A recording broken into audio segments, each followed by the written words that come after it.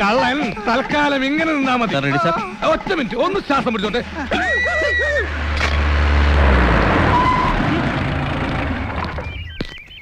താനിവിടുന്നു ധൈര്യത്തിന്റെ മുണ്ട് നിറഞ്ഞ ആരും കാണണ്ട കേട്ടോ. നാളെ എല്ലാ എഡിഷനിലും കളറിൽ തന്നെ കേറണം. ശരി സാർ. നാളത്തെ പത്രത്തിൽ തന്നെ കേറുവോ? കേറും. നിന്റെ ചരമ വാർത്ത ഈ 20 സാധനം ആ പോസ്റ്റ് ഓഫീസിന്റെ അപ്പുറത്തെ വീട്ടിൽ കൊണ്ടേ കൊടുത്തേക്ക്. അയ്യോ, അത് സാറിന്റെ വീടല്ലേ? പിന്നെ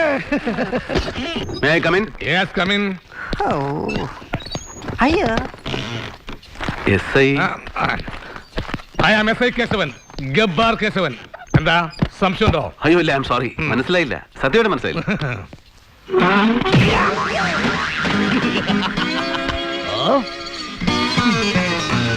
ഈ ഗബ്ബാർ എന്ന് പറയുന്നത് വീട്ടുപേരോ അതോ? ആ വീട്ടുപേര് സ്ഥലപ്പേരൊന്നുമല്ല. എന്റെ ഈ സ്റ്റൈല് കണ്ട് നാട്ടുകാരെനിക്ക് കിട്ട പേരാ. പിന്നെ ഞാനത് സ്ഥിരമാക്കി.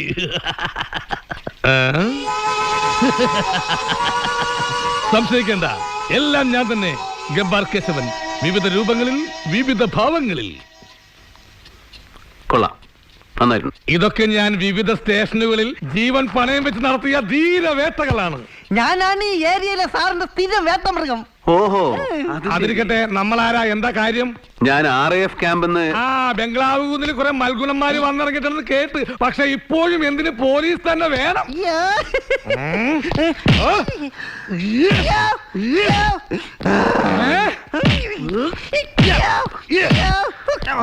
നിന്റെ മുറി പോടാ. വരട്ടെ. അപ്പോഴേ ഗബ്ബർ സാറേ, ഞാൻ പട്ടാഭിരാമൻ, മേജർ പട്ടാഭിരാമൻ, ക്യാമ്പിൽ.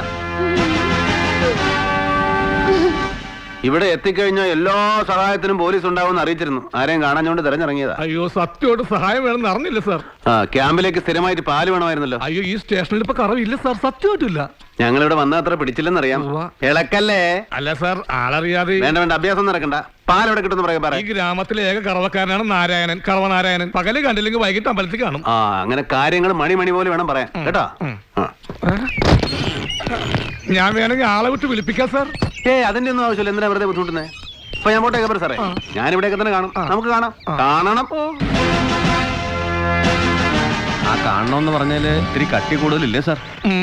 താൻ പോയി ആ പിലാക്കണ്ടി എവിടെയാണ് തപ്പടോ?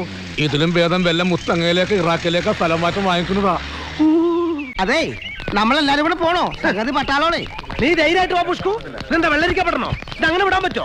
ഇന്ന് സുഗുന പൊക്കി, നാളെ നമ്മളെ പൊക്കിൽ എന്താ ഉറപ്പ്?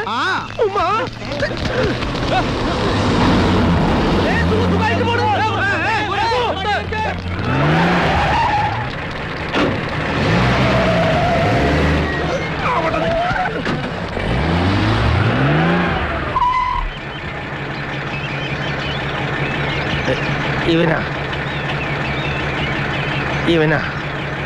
ഇങ്ങോട്ട് പാടോ. ഞാനാ.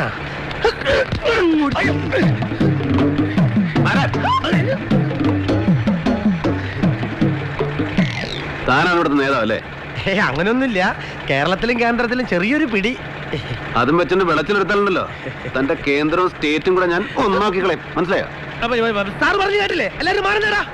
സാറ് പോയട്ടെ, എല്ലാരും പാവത്തന്മാരാണ്.